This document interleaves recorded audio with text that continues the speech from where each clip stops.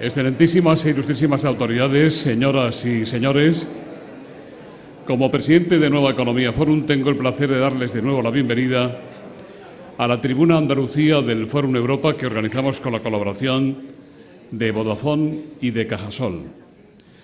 Hoy tenemos la especial satisfacción de recibir en tribuna Andalucía al fiscal general del Estado, don Cándido Conde Pumpido, al que va a presentar don Miguel Carmona, vocal del Consejo General del Poder Judicial y el que durante muchos años fuera presidente de la Audiencia Provincial de Sevilla.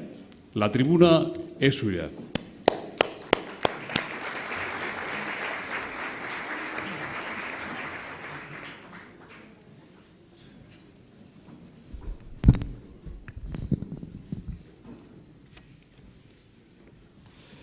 Bueno, autoridades, señoras, señores, ante todo quiero dar las gracias por la invitación que he recibido, las gracias especialmente a Cándido Conde Pumpido, que me ha pedido que le presente.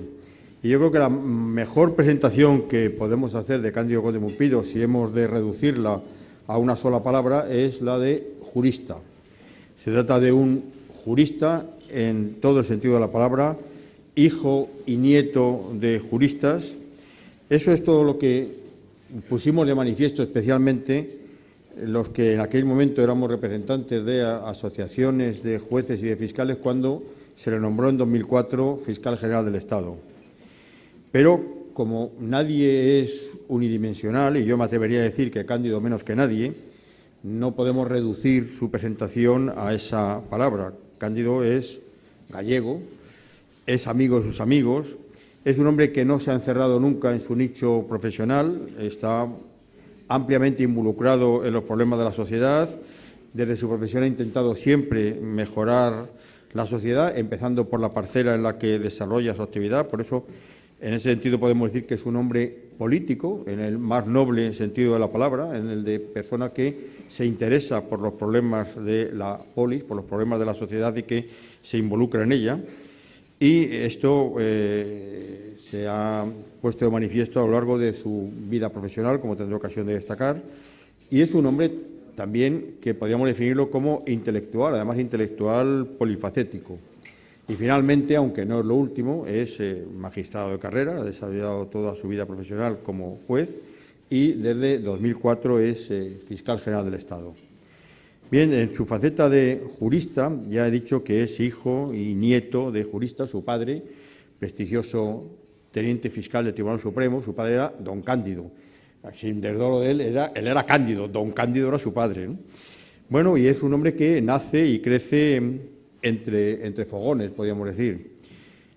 Él ha vivido de pequeño en el edificio de la Audiencia Provincial de Pontevedra, donde su padre era fiscal jefe, coincidiendo en el mismo rellano, por cierto, con Mariano Rajoy, hijo del entonces presidente de la Audiencia Provincial, pero es sobrino de magistrados. Recordemos a Manuel Conde Pumpido, magistrado malagueño y defensor del pueblo de Andalucía, hermano de magistrada, tiene primos o primas fiscales, está casado con una jurista, con una magistrada de la Sala Quinta del Tribunal Supremo.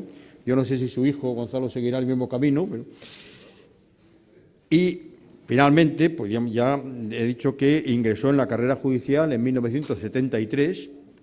Desde entonces, pues a lo largo de sus destinos, inició en Puebla de Sanabria, posteriormente en Carballiño, allí es donde yo le conocí, cuando era juez de primera instancia de instrucción de Carballiño. Posteriormente, magistrado de la Audiencia de San Sebastián, presidente de la Audiencia Provincial de Segovia, magistrado del Tribunal Supremo desde 1995, y ya digo, desde magistrado del Tribunal Supremo, por cierto, con 56 años, y luego ya, desde 2004, fiscal general del Estado. Bueno, yo he de recordar cuando se le nombró fiscal general del Estado, ya he hecho la referencia, la acogida fue prácticamente unánime por todas las portavocías de todas las asociaciones de jueces y de fiscales. Por ejemplo, tengo que citar quien representaba entonces a la Asociación Profesional de la Magistratura, jurista prestigioso y persona con conocimientos acreditados para ocupar el puesto de fiscal general. En definitiva, son unos méritos que nadie los puede negar porque son evidentes. El segundo aspecto pues es el de Gallego, ya he dicho. Cándido nace en La Coruña. Su infancia, sus estudios, su carrera universitaria, mejor dicho, sus carreras universitarias, porque es licenciado en Derecho por la Universidad de Santiago de Compostela, pero también licenciado en Ciencias Económicas y Empresariales. Sus primeros destinos, su paso por Puebla de Sanabria, pues también fueron en Galicia. El otro aspecto que quiero destacar es el de su dimensión pública. Él, desde sus inicios, desde ya que estaba destinado en sus primeros juzgados, perteneció al movimiento en el que también coincidimos, inicialmente Justicia Democrática, posteriormente la Asociación Judicial Jueces para la Democracia. Precisamente coincidimos, él y yo, en el primer secretariado de la asociación, cuando la asociación se inscribió como tal, en el que pues también estaban personas como Juan Alberto Belloc, o como Emilio Berlanga, Jesús Pece, Jesús Fernández Centralgo. Bueno, es una persona que siempre ha sido uno de los puntos de referencia de Jueces para la Democracia. Y también he dicho que otra de sus facetas es la de intelectual. Con sus 2 licenciaturas se une, ha sido profesor universitario de Derecho Civil, tanto en la Universidad del País Vasco como en la Complutense de Madrid. Tiene una muy larga lista de publicaciones, pero no solo artículos. Concretamente, pues es autor de unos comentarios al Código Penal de 5 tomos, lo cual no es, digamos, una broma, ¿no? La lista de artículos es muy numerosa, no voy a leerla, pero ha tratado pues, sobre el jurado, sobre el proceso de menores, sobre extranjería. Fue uno de los primeros en España que trató sobre el delito ecológico, sobre el delito urbanístico, sobre delincuencia económica, sobre en fin, tantos aspectos. Y por último, aunque ya digo no precisamente menos importante, ocupa desde 2004, desde hace ya 7 años, el cargo de Fiscal General del Estado. Cargo en el que yo podría decir que ha impulsado la profesionalización del Ministerio Fiscal y ha prestado un decidido impulso a la especialización y a esta doble estructura que, junto a la tradicional estructura territorial del Ministerio Fiscal, una estructura funcional en la que no solo a las fiscalías especializadas en delitos contra la salud pública, delitos relacionados con la corrupción en la Audiencia Nacional, pues se han añadido recientemente muchas especializaciones bajo su impulso: medio ambiente, violencia contra la mujer, seguridad vial, delitos contra los trabajadores. Recientemente se ha creado la Fiscalía de Sala de Cooperación Jurisdiccional Penal. Él está impulsando la informatización, la conexión informática entre la Fiscalía y los órganos judiciales, con su participación en el esquema de interoperabilidad. Y yo creo que uno de los aspectos menos conocidos, pero que es necesario destacar, es que ha impulsado una mayor autonomía del Ministerio Fiscal, ha impulsado una reciente reforma a la que no se le ha dado la importancia que merece, en la que precisamente se introducen aspectos como el mandato por un periodo fijo, por tanto el fiscal ya no es libremente removible, lo cual le da obviamente mayor independencia, mayor autonomía. En definitiva, ha impulsado la actuación del Ministerio Fiscal conforme al principio de legalidad, lo cual a veces se niega interesadamente. Y ha impulsado también la dimensión internacional del Ministerio Público, es presidente de la Asociación Iberoamericana de Ministerios Públicos, presidente de la recientemente creada Red Europea de Fiscales Generales y Fiscales de Tribunales Supremos. Y ya para terminar, yo quiero decir que es un hombre amigo de sus amigos, un hombre con una amplia participación en la vida social, con un amplio abanico de relaciones personales, conocedor de muchas claves de la vida pública y de la vida política española, hasta en muchos entresijos. En definitiva, con todas estas facetas no me cabe duda, y espero que después de estas palabras tampoco ustedes, del gran interés que van a tener sus palabras y que seguro que no va a decir precisamente trivialidades, sino todo lo contrario. Por tanto, tuya la palabra.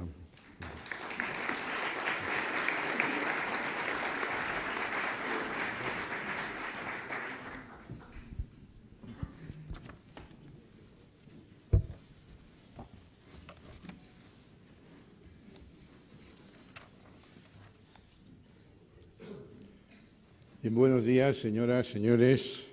Muchas gracias, Miguel, por tu presentación, que todos habrán podido comprobar que es una presentación de amigo.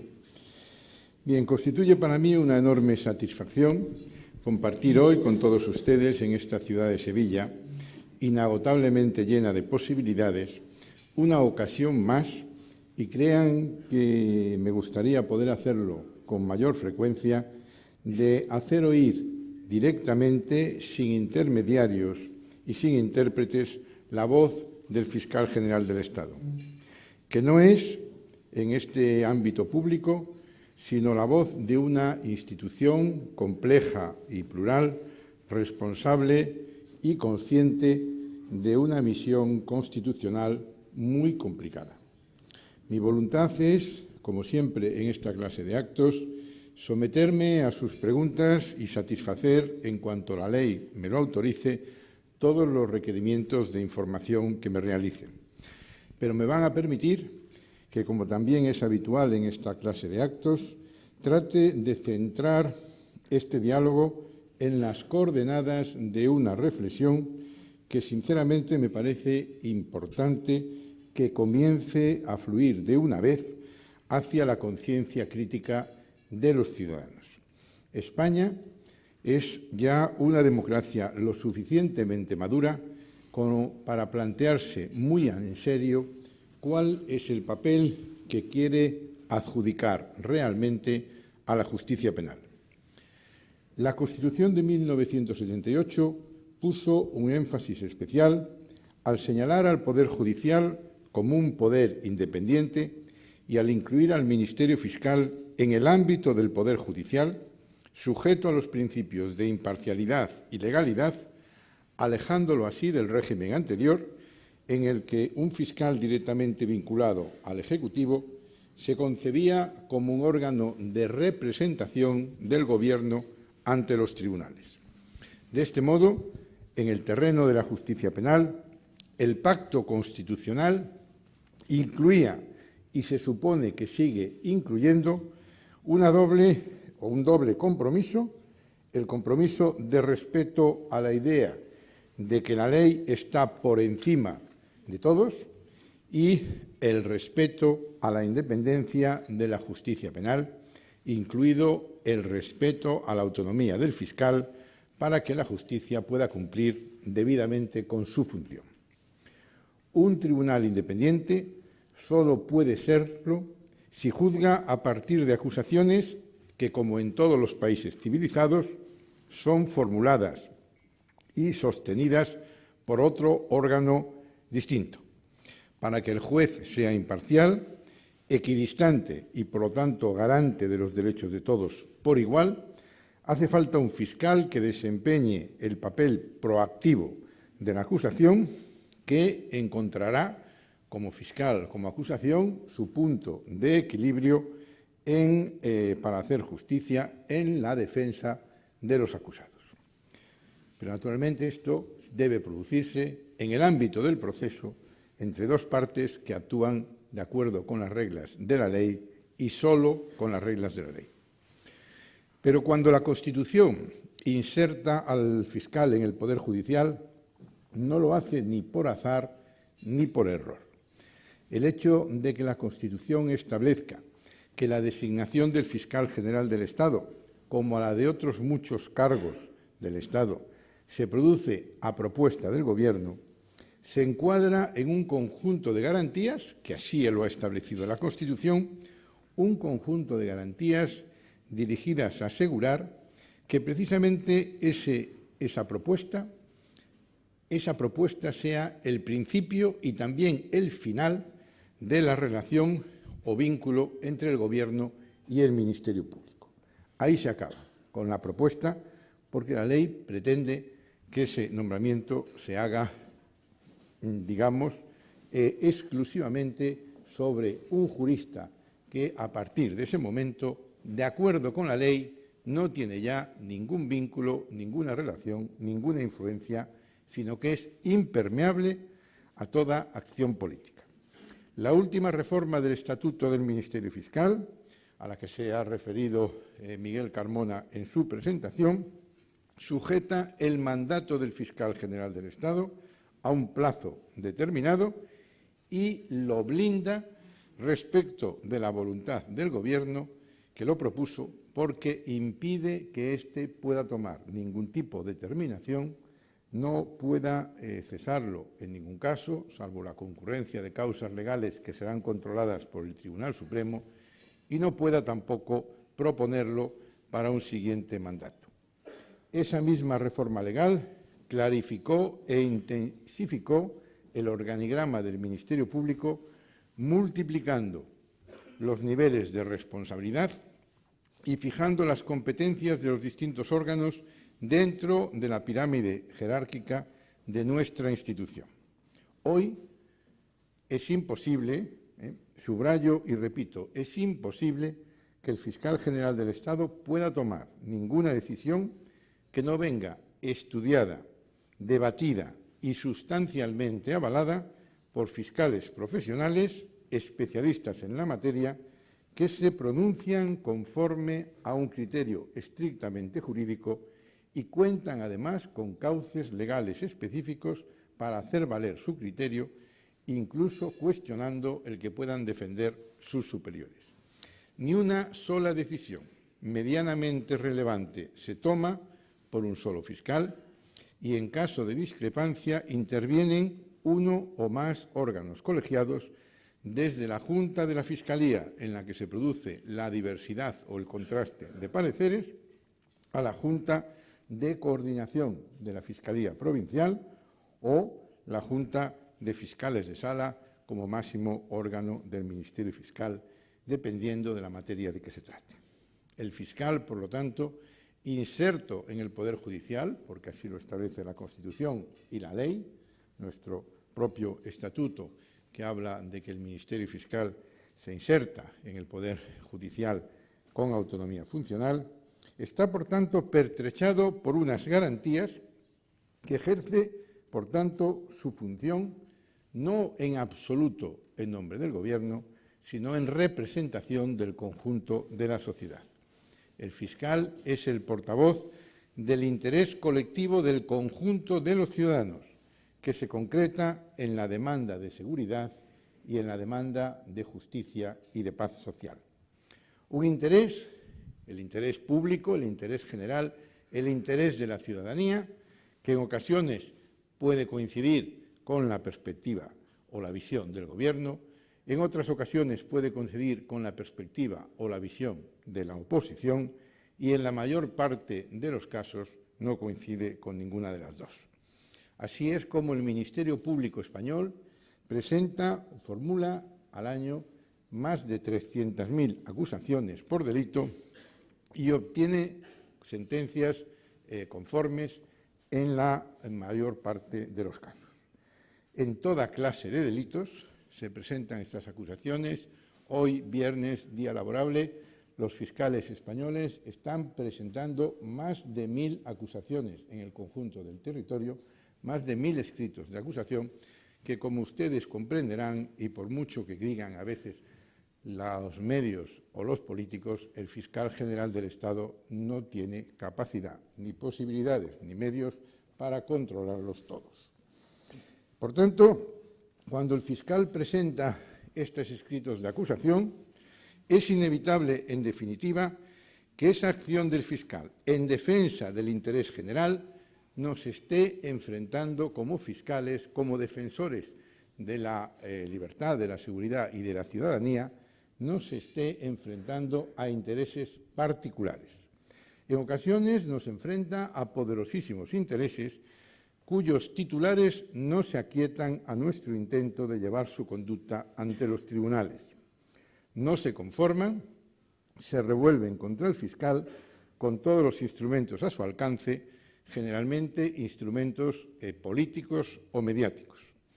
Estoy seguro de que casi todos los compañeros jueces o fiscales aquí presentes han escuchado alguna vez cómo un imputado con maneras elegantes exclamaba sorprendido o atónito: «Me están ustedes tratando como si fuese un delincuente». Y le están tratando efectivamente como si fuese un delincuente porque se trata, pese a su poder, pese a su situación económica o pese a sus condiciones, de una persona que está acusada de un hecho delictivo. La cuestión es que la justicia penal en democracia está obligada a perseguir todos los delitos, los cometa quien los cometa. Y la aceptación de esa regla sin excusas, sin poses victimistas, sin artificios demagógicos, sin deseos de que sean los ciudadanos en las elecciones quien nos juzgue y nos absuelva, es un requisito imprescindible para la salud del Estado de Derecho. Todo el que comete un delito es un delincuente, cualquiera que sea su posición social, el cargo que ocupe y la legitimidad que la adorne. Por tanto, ha de ser tratado con todas las garantías que la ley nos obliga, pero con el rigor que exige el principio constitucional de igualdad de todos ante la ley. Y no caben las excepciones ni podemos aceptar que la solidaridad o el auxilio de quienes pertenecen a su mismo ámbito social, económico o político, muchas veces a su mismo partido, se convierta en una excusa o en una forma de presión y de descalificación a los fiscales que le acusan como un instrumento para conseguir su impunidad. No debería ser así, pero no deja de haber intentos de que sea así. El derecho efectivo de defensa es, sin duda, imprescindible en un sistema de libertades. Creo que no hay nada más importante en un Estado de Derecho, y lo he dicho en muchas ocasiones, y los abogados aquí presentes seguro que lo recordarán, que el derecho de defensa. Pero como todo derecho, tiene perfectamente marcados sus cauces, sus formas y sus límites, que no pueden excederse sin un coste a veces muy grave para el equilibrio y el vigor del Estado de Derecho. Esta regla se quiebra cuando quienes tienen poder ceden ante la tentación de utilizarlo como una forma privilegiada y anómala de defensa. La situación es especialmente preocupante cuando se trata de representantes públicos de los intereses colectivos o de sectores significativos de la ciudadanía, porque entonces se produce una peligrosa confusión de papeles en la que se disfraza de crítica política o de sesuda opinión publicada lo que no es más que una defensa legítima como tal dentro del proceso, pero que se lleva fuera del proceso de manera extraprocesal con la finalidad de convertir la defensa en un ataque al juez o al fiscal. El que se presenta a veces como un articulista o como un político objetivamente crítico con supuestos defectos del sistema de justicia está ejerciendo en realidad de simple abogado defensor del acusado. A veces, de hecho, se trata literalmente del propio abogado del acusado o de quien coordina su defensa, que lo mismo si este es un político corrupto, que si es un reconocido mafioso, se dedica sin el menor empacho y valiéndose de su capacidad de acceso al debate público y a los medios de comunicación, a la labor de desprestigiar y descalificar públicamente a las instituciones y a quienes las sirven. Son, sea bien con un gesto amenazante, exhibiendo el poder de dañar a través del insulto y la descalificación a quien ose aplicar la ley en perjuicio de sus intereses, sea con la simple intención de preconstituir una coartada dialéctica, el delincuente será procesado o será condenado, dicen quienes utilizan este instrumento político externo de defensa. Habrá sido imputado o acusado, pero no porque su conducta sea responsable, no porque haya cometido ningún delito, sino porque el fiscal es parcial, porque el juez prevarica o porque el tribunal no es debidamente independiente. La opinión pública, la historia, la razón política o el olvido le absolverán en su momento, o si no, los electores. Así que la paradoja no podía ser mayor. Los que desde una posición inequívoca de parte defienden al presunto autor del delito o sus intereses legítimamente, porque naturalmente, como decía, el derecho de defensa absolutamente legítimo constituye al defensor en una parte del proceso, pretenden, sin embargo, exhibir o extender certificados de independencia de los tribunales que les juzgan y certificados de imparcialidad o de falta de imparcialidad de los fiscales que les acusan. Es una especie de mundo al revés que, quiero insistir, no es el fruto de un exceso o una desviación ocasional debida a la pasión desmedida, a la confianza personal o a las convicciones ideológicas. No es propiamente esto. Es sencillamente una técnica deliberada, alegal y subrepticia defensa que consiste en extraer el juicio de responsabilidad penal de su lugar constitucionalmente natural, que es obviamente el lugar de la ley y la jurisdicción, de extraer del ámbito del proceso penal este juicio de responsabilidad para trasladarlo a otro terreno más favorable para la defensa de causas perdidas o para la defensa de causas que se teme perder ante los tribunales. Si en los tribunales estoy perdiendo frente al fiscal, traslademos el debate al terreno político, al terreno mediático y convertamos al fiscal que nos está ganando dentro del proceso en acusado frente al conjunto de la ciudadanía. El terreno del debate político, el terreno de la opinión mediática, las consignas y la propaganda, donde no rige ninguna regla de carga de la prueba, ninguna norma de procedimiento, ni existe la elemental garantía de la contradicción. El terreno político o mediático en que la igualdad de armas propia del proceso penal cede el paso a la ley del más fuerte, esto es, a la ley del que, gracias al poder político, económico, social que ostenta, puede hacerse oír con más frecuencia o con más eco, al que tiene delante un micrófono, aunque tenga detrás un interés espurio. Llevado así el debate a su terreno, el presunto criminal o quien comparte sus intereses asume la posición de acusador del acusador o de juez del juez.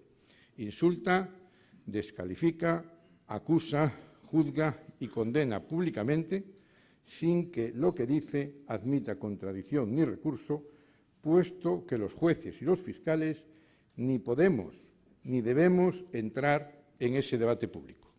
No hay más regla ni más legitimidad que el poder y su lógica menos confesable, aunque sea a costa de la neutralización o el menoscabo del Estado de Derecho, que es un Estado de Derecho concebido precisamente para hacer triunfar la ley sin tapujos y para terminar con toda clase de abusos.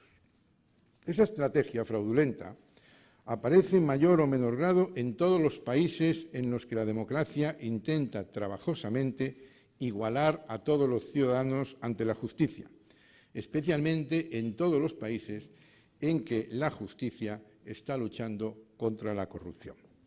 Los instrumentos de esa resistencia a la igualdad ante el derecho no son instrumentos nuevos ni son tampoco originales. Es la excusa del supuesto agravio comparativo. Si no tengo argumentos suficientes de defensa en el caso que a mí me afecta, busco algún otro caso entre los 300.000 que el Ministerio Fiscal acusa para establecer algún tipo de agravio comparativo, la difusión de teorías conspiratorias que se presentan como una persecución política o ideológica, lo que es la pura y dura aplicación de la ley en conductas groseramente delictivas. Y existe todavía otra paradoja, que no es menos preocupante. Esa denuncia de un trato discriminatorio, esa permanente alegación o referencia al doble rasero, a la doble vara de medir, en realidad encierra una grave forma de discriminación. Pero es verdad que se produce un trato desigual. Es verdad que existe un doble rasero incompatible con el derecho de los ciudadanos a una posición igual ante la ley.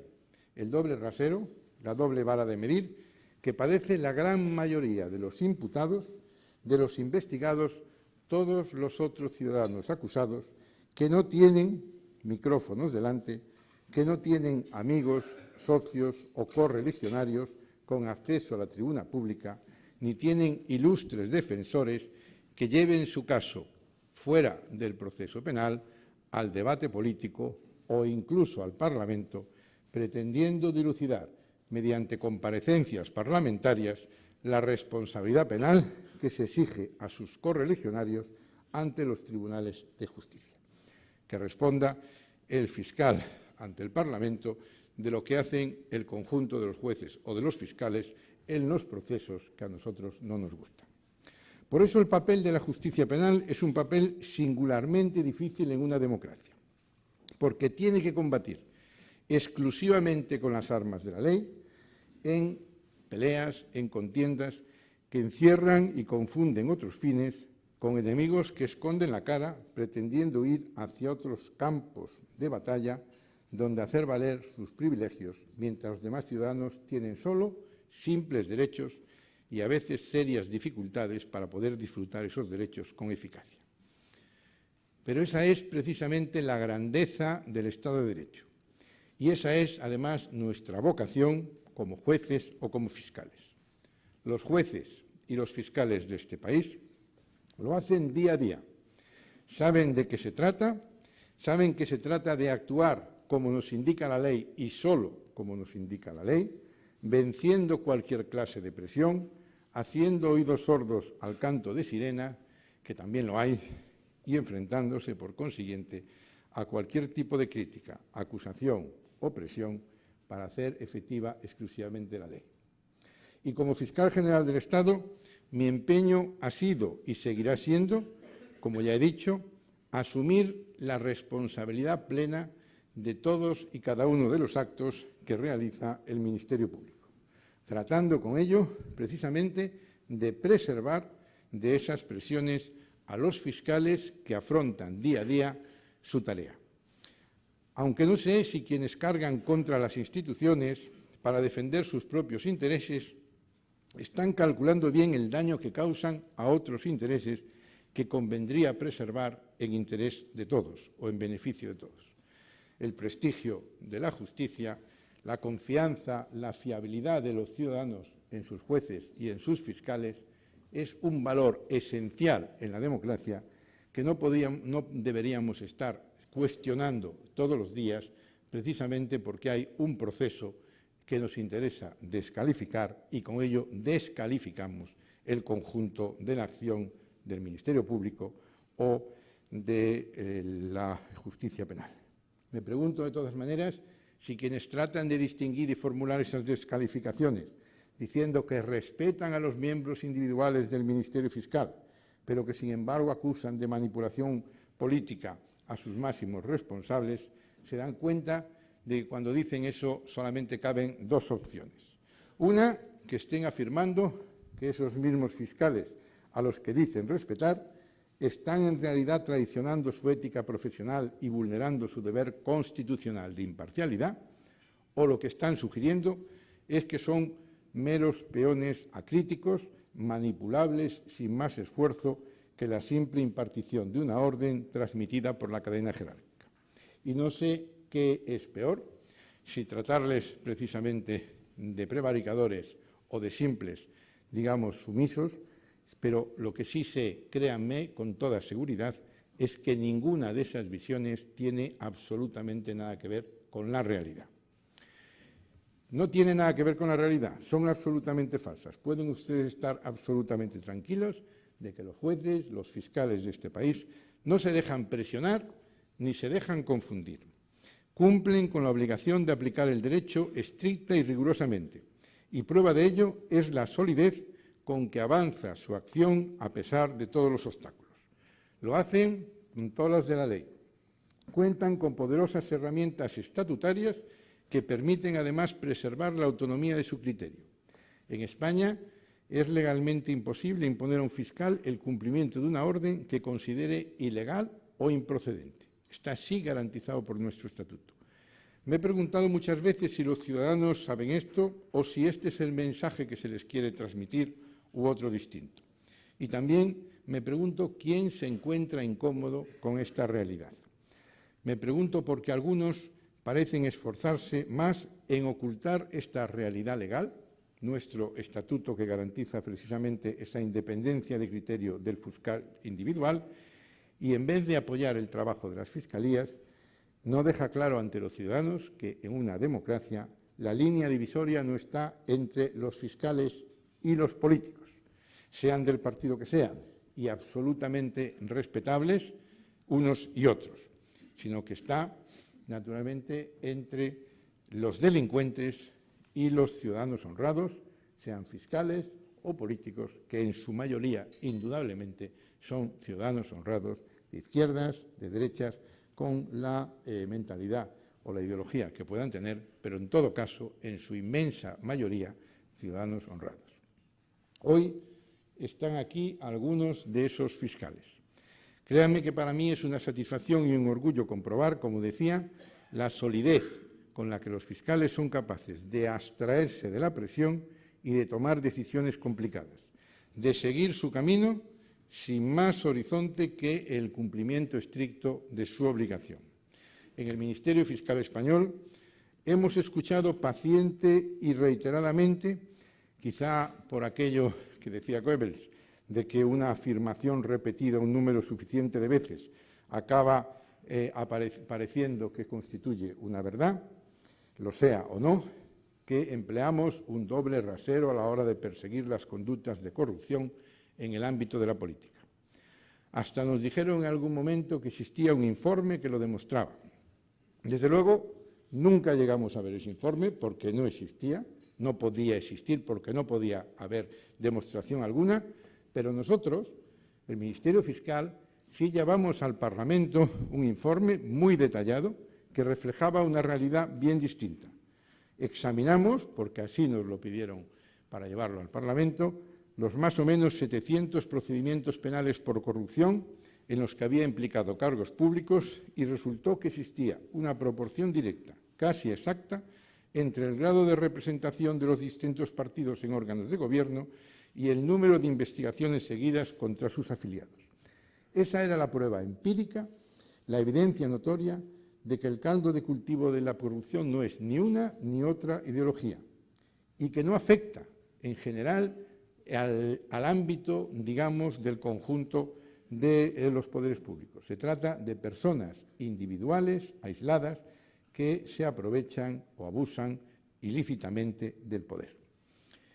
Y si quieren saberlo mejor, para poder hacer ese informe, que nos costó muchísimo trabajo, recopilar toda aquella información de todos los procedimientos que en España afectaban a cargos públicos, lo más importante es la dificultad con que los fiscales nos respondían que a ellos no les constaba, ni sabían, ni les interesaba a qué partido pertenecían los cargos públicos a los que se hacía referencia. Y se extrañaba de que desde la Fiscalía se les pudiera preguntar a qué partidos políticos pertenecían los concejales o las personas que aparecían imputados en un procedimiento. No tenían relevancia ni constancia, porque para ellos, en principio, interesaba el delito y no la ideología del autor.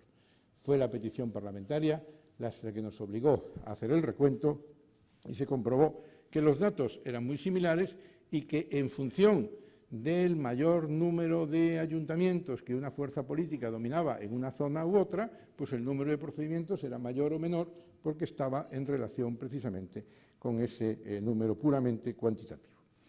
Ahora resulta, no sé si tendrá algo que ver con la proximidad de las elecciones, que nos dicen otra vez, con un gran aparato mediático, que hacemos cosas en no sé qué procedimientos y que no hacemos nada en otros procedimientos. Pregunten ustedes, pregunten a los fiscales de Sevilla. Seguro que ellos sí que saben mejor que los supuestamente bien informados y todo aquello que los supuestamente bien informados o incluso los informadores no parecen saber. Que, por ejemplo, en los asuntos de Mercasevilla, cuya investigación, por cierto, inició la Fiscalía, hemos sumado el trabajo del fiscal de delitos económicos, que es precisamente el delegado de la Fiscalía Anticorrupción, ante un fiscal, un excelente profesional adscrito al juzgado, para impulsar 5 procedimientos judiciales que en este momento hay abiertos, en uno de los cuales, que por cierto empezó por una denuncia presentada por la propia Junta de Andalucía, ya hay acusación en la que pedimos la apertura del juicio oral ante el Tribunal de Jurado por delito de cohecho contra el director general de Mercasevilla, el delegado provincial de Empleo y otras 2 personas.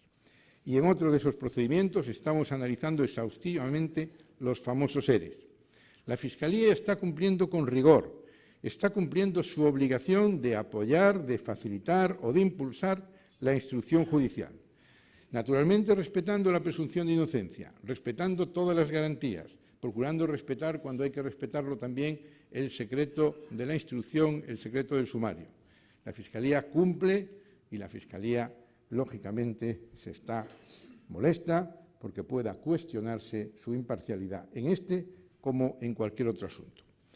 Y actúa de acuerdo con el peculiar sistema procesal español, en el que la dirección de la investigación corresponde a un juez y no al fiscal, como sucede en la mayor parte de los países de nuestro entorno, y, por tanto, el fiscal se ve limitado a ser tan activo como le permita el modelo procesal que tenemos desde el siglo XIX.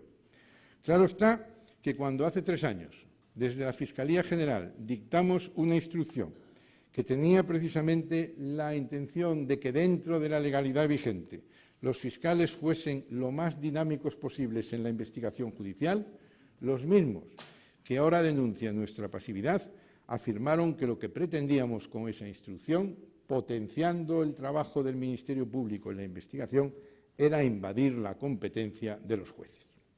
Pues bien, da igual. Llegaremos hasta el final. Llegaremos en Sevilla y en Valencia, en Madrid o en Asturias. Los que hayan delinquido serán acusados y procuraremos que sean condenados y que cumplan su condena. O como ha sucedido en Baleares, donde el riguroso trabajo de la Fiscalía Anticorrupción ha llevado incluso a la autodisolución de todo un partido político. Unión Mallorquina, que tuvo una gran relevancia política como partido bisagra y cuyos principales dirigentes hoy están implicados en numerosos procesos penales. Es una muestra más de la eficaz y contundente actuación que viene realizando la Fiscalía para erradicar la corrupción, venga de donde venga. Triplicamos el número de fiscales en la Fiscalía Anticorrupción. Situamos fiscales delegados en la mayor parte de las provincias donde existían problemas. Les dotamos de medios y les pusimos a trabajar. Y, como digo, ese trabajo será efectivo en cualquier lugar donde aparezca una ilegalidad contra la que el fiscal tenga que hacer. Del mismo modo que sin necesidad de que nos digan ni cómo ni cuándo, ni si tenemos que agotar los plazos o dejar de agotarlo, hemos llegado hasta el final en la lucha contra la violencia terrorista y contra todo lo que la hace posible, promoviendo la ilegalización de partidos políticos, impugnando centenares de candidaturas en diversos procesos electorales, elaborando, como ocurrió en el caso de ANV, complejas argumentaciones jurídicas con las que llenar un vacío normativo y formulando después una propuesta de reforma legal que propuso la Fiscalía precisamente para evitar que los electos en esta clase de formaciones puedan permanecer en las instituciones democráticas.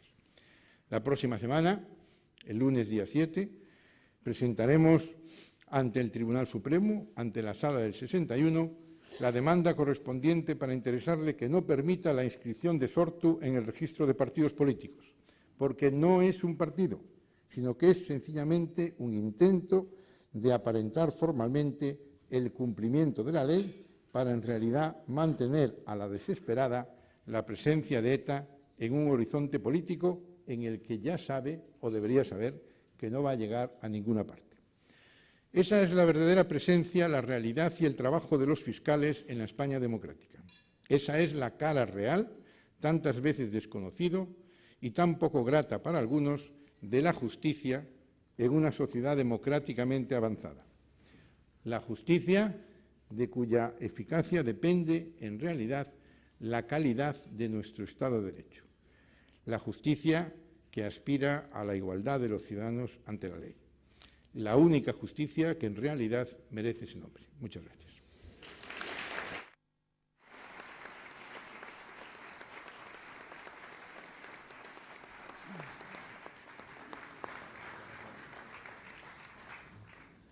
Muchas gracias, señor fiscal general. Hay muchas preguntas. Yo le agradecería que, en lo posible, y no será siempre fácil, sea usted concreto en las respuestas para dar más oportunidades a las muchas personas que se han dirigido a usted en estas preguntas. Si le parece, empezamos por este último tema que usted ha abordado.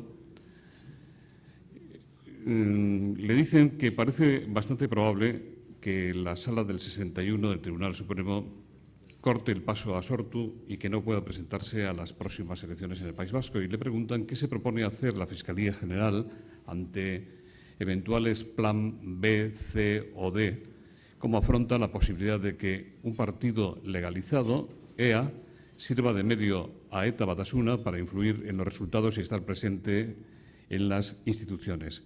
¿Podría ilegalizarse EA por la existencia de algunas listas contaminadas? ¿Es posible anular las actas de los electos que se pruebe que tienen relación con la banda terrorista?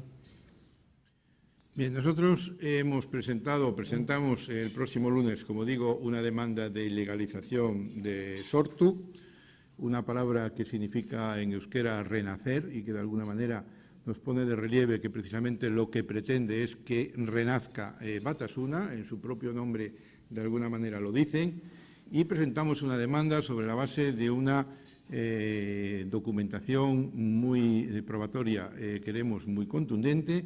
Ayer mismo recibimos el último informe, porque nosotros estamos procurando presentar una prueba con elementos antecedentes, concomitantes y subsiguientes de toda la actuación de Sortu, toda la preparación anterior, los actos de presentación, en los que realmente se dividen en dos partes, uno de personas, digamos, que no tienen nada que ver con Batasuna, pero que justamente el día anterior presentaron los grandes líderes de Batasuna el partido, y hechos posteriores a su presentación, en la que llegamos en el último informe hasta la reacción que ha tenido, o la nulidad de la reacción que ha tenido Sortu en la detención del último comando que las fuerzas de seguridad del Estado han detenido recientemente. Confiamos efectivamente en que, como dice la pregunta, la demanda sea estimada por el Tribunal Supremo y se pueda ilegalizar o impedir la inscripción de este partido. Primera parte. Segunda parte, nosotros estamos convencidos, tenemos pruebas documentales de que va a haber un plan B y un plan C. Un plan B que consiste en la presentación de agrupaciones electorales, frente a las cuales, naturalmente, tenemos ya a las fuerzas de seguridad del Estado y también a la Policía Autonómica Vasca y la Policía Foral Navarra trabajando para poner de relieve y dar informes a la Fiscalía del Tribunal Supremo para poder impugnar todas esas candidaturas fundadas en agrupaciones electorales que pudiesen constituir el plan B, y el plan C, que sería introducirse en un partido legal. También estamos actuando frente a ello. Hemos advertido que en las anteriores elecciones municipales diseñamos un procedimiento por el que se podía impugnar candidaturas de partidos legales infiltradas por personas representativas de Batasuna.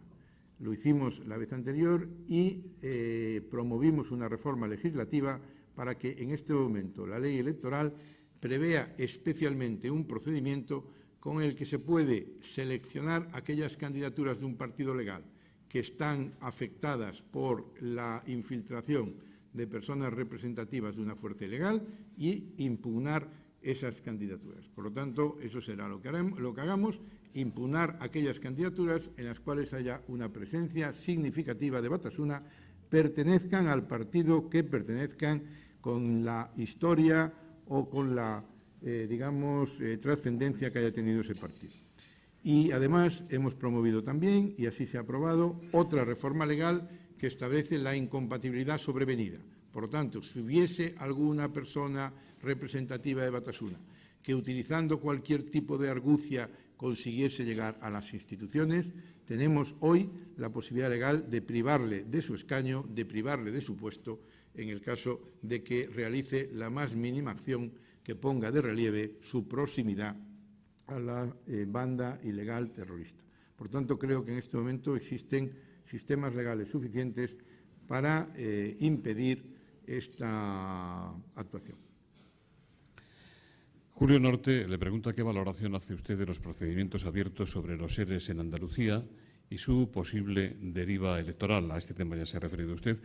Pero también le pregunta qué respondería usted al presidente del Partido Popular Andaluz, señor Arenas, quien ha acusado a la Fiscalía General y a la Fiscalía Anticorrupción de tener una doble vara de medir, a la que también usted hacía referencia, según se trate de casos que afecten al PP o al PSOE y de estar actuando con retraso o de forma deliberadamente pasiva.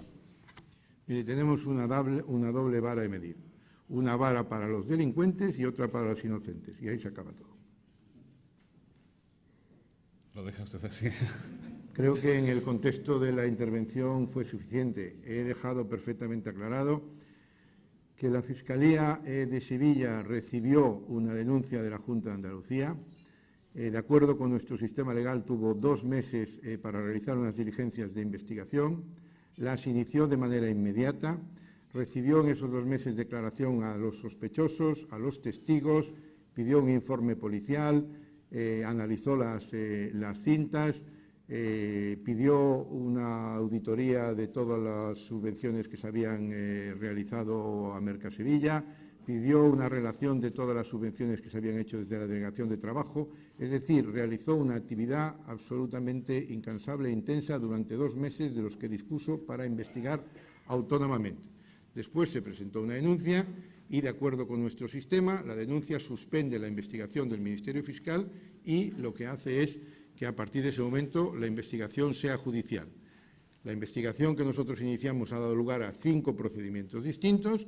En esos procedimientos, en uno de ellos ya se ha formulado la acusación por delito de cohecho. Está ya pedida una pena, no hay pasividad ninguna, sino que se ha actuado con toda diligencia, precisamente contra 4 cargos políticos, algo parecido a lo que sucede en Valencia, que también hemos presentado una acusación de cohecho contra 4 cargos políticos, y esa acusación yo creo que es pública, es conocida y pone de relieve que el Ministerio Fiscal está actuando. Tenemos al fiscal Enrique Checoaga, que es el delegado anticorrupción, que es un excelente profesional, trabajando intensamente en 3 de los procedimientos. Tenemos otro fiscal, Carlos Vedate, trabajando intensamente en otros 2 procedimientos. Por lo tanto, la Fiscalía está trabajando de manera muy activa. Y vuelvo a decir lo que dije en su momento. La defensa de los acusados se tiene que hacer dentro del procedimiento. Nosotros no entramos en debates políticos, pero sí advertimos que si en los debates políticos se quiere descalificar a la justicia, se está cometiendo un grave error y se está poniendo en cuestión todo el sistema. Luis Antonio Rojas le pregunta, ¿no considera que es una anomalía democrática que una persona encausada en un procedimiento judicial, el señor Camps, presidente de la Comunidad Valenciana, sea candidato como si las urnas y el eventual apoyo de los electores estén por encima de la justicia? Mira, es una decisión política que tendrá que dar explicaciones quien la ha tomado. ¿Qué opina de la situación preconcursal de la llamada Nueva Rumasa? ¿Estudia la Fiscalía General alguna actuación o iniciativa propia ante los indicios de presuntos delitos que están poniéndose de manifiesto? La Fiscalía Anticorrupción recibió hace cerca de un año una denuncia de la Agencia Tributaria para investigar posibles hechos delictivos, delitos fiscales que pudieran estarse cometiendo por este grupo empresarial. Y desde entonces ha llevado una investigación en profundidad que también llevó a tratar de generar advertencias públicas de que había un riesgo evidente en participar en esas, digamos, emisiones de pagarés. Las emisiones se hicieron, por lo tanto, las personas que desearon participar en ellos sabían perfectamente a qué se arriesgaban. En este momento he recibido como Fiscal General del Estado una solicitud de la Fiscalía Anticorrupción para prorrogar la investigación. Hemos recibido una denuncia también en la Fiscalía de Badajoz que se ha remitido a la Fiscalía Anticorrupción. Y lo único que puedo decir es que mi intención como Fiscal General es prorrogar la investigación de la Fiscalía, autorizarle de acuerdo con el Estatuto para que siga adelante con esa investigación. Pero naturalmente nosotros no entramos en el ámbito civil, mercantil o concursal, que es una faceta diferente. Álvaro Moreno, de la Radio Televisión Andaluza, le pregunta qué opinión le merece la proliferación de juicios paralelos en los medios de comunicación, en especial en el particular caso de Mariluz Cortés y el trato dado a una de las testigos y sus declaraciones en televisión haciendo una presunta confesión. También desde la mesa de prensa se está viendo el caso de Mariluz, que alertó y conmocionó a la sociedad andaluza. El padre de la niña ha dicho que espera no morir sin que en España se establezca la pena de cadena perpetua revisable. ¿Cuál es la posición del fiscal general del Estado? Bien, en el asunto que usted me pregunta, ¿qué impresión me merece? Muy negativa. Obviamente me parece una impresión muy negativa que se traslade al ámbito del, digamos, del espectáculo, porque realmente es un espectáculo, lo que es un asunto muy serio que está siendo enjuiciado por la justicia, que hay unas personas que han tenido la enorme tragedia de sufrir como víctimas el asesinato de su pequeña, y que realmente no merecen que el asunto sea tratado como un simple instrumento para conseguir audiencia. A mí me parece que esa actuación merece una valoración muy negativa. Desde el otro punto de vista, lo que sí puedo decir es que la Fiscalía, el fiscal Flores, que llevó el asunto en la audiencia de Huelva, ha hecho un trabajo excelente, ha pedido la deducción de testimonio por el delito de falso testimonio que se pudiera haber cometido y estamos a la espera de la sentencia que tenga que dictar el jurado, que confiamos, obviamente, que sea una sentencia conforme con la petición de condena que ha hecho el Ministerio Fiscal.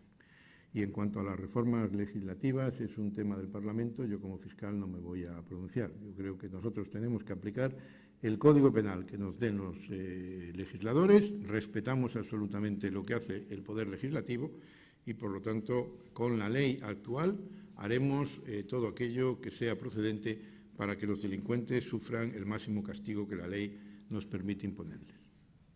María Pérez Galván, abogado de familia, le pregunta ¿para cuándo más fiscales de familia con verdadera vocación e implicación? Y dice ella, en ocasiones es mejor que no asistan por no tener otro contrario, entre comillas, enfrente. Bueno, los fiscales en el ámbito civil hemos dictado recientemente una instrucción para crear unas secciones de civil en cada una de las fiscalías, secciones de civil que abarcan. No es la parte más esencial, digamos, de la actividad del fiscal, que fundamentalmente es penal, pero tenemos unas grandes responsabilidades en civil.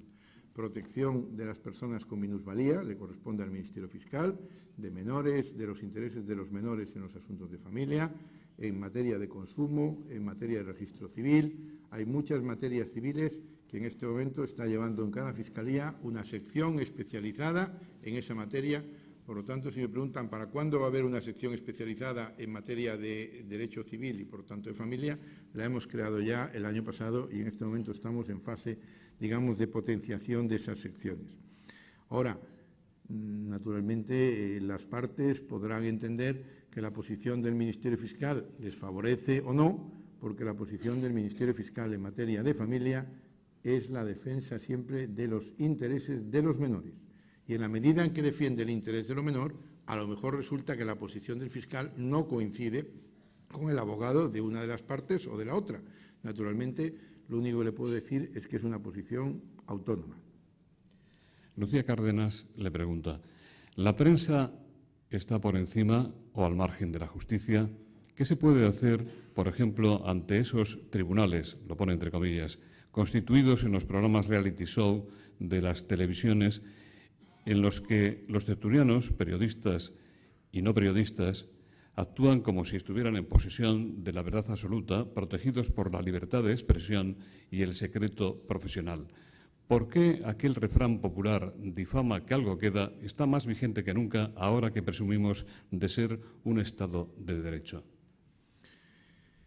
Bien, la prensa no está por encima de la ley. En España no hay ningún ciudadano, ninguna actividad, absolutamente ninguna, que esté al margen o por encima de la ley.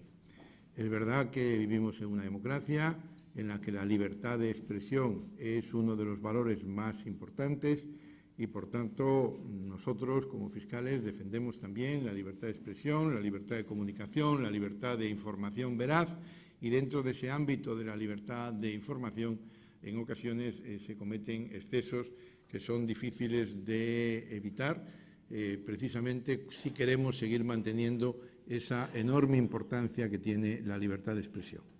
Desde el Ministerio Fiscal, en ocasiones, hemos intentado establecer algunos límites y estamos procurando que la Sala Primera del Tribunal Supremo y el Tribunal Constitucional efectivamente pues atiendan algunas de las posiciones en las que el Ministerio Fiscal ha entendido también defender el derecho al honor, el derecho a la intimidad, una serie de derechos.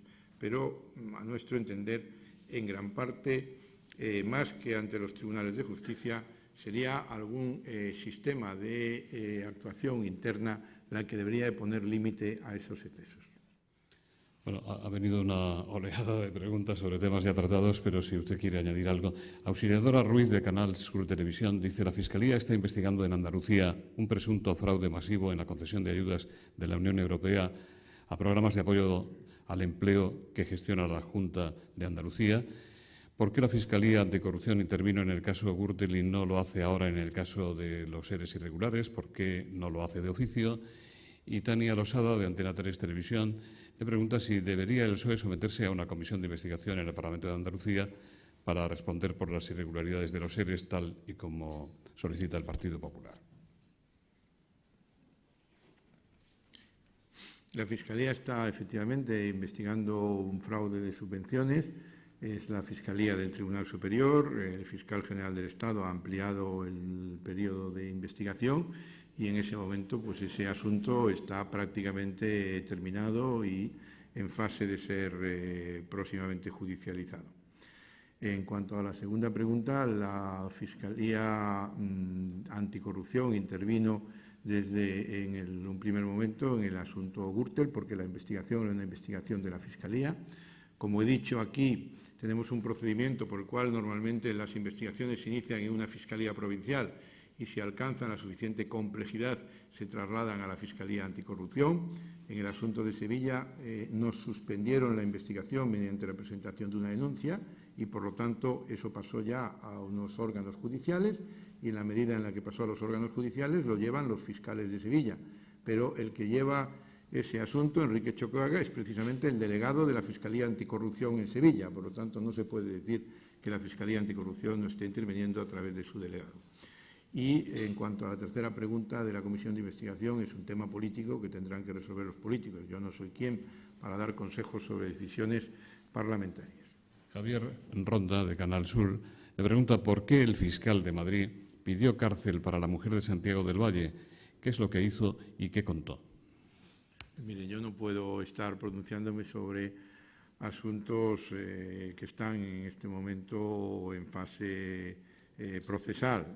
Una vez que este asunto llegue a Huelva, el fiscal de Huelva, que me ha informado sobre este asunto, tendrá que tomar la decisión oportuna sobre la continuidad o no de la situación de prisión y, por lo tanto, como le corresponde a un profesional de la Fiscalía, pues yo no voy a hacer ningún pronunciamiento.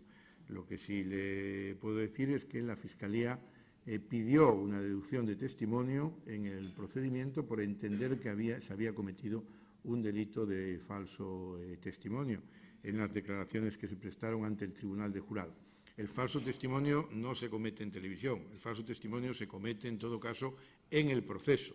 Por lo tanto, si hay una contradicción en lo que se dice dentro del proceso y fuera del proceso, pues ahí puede quedar acreditado un hecho delictivo.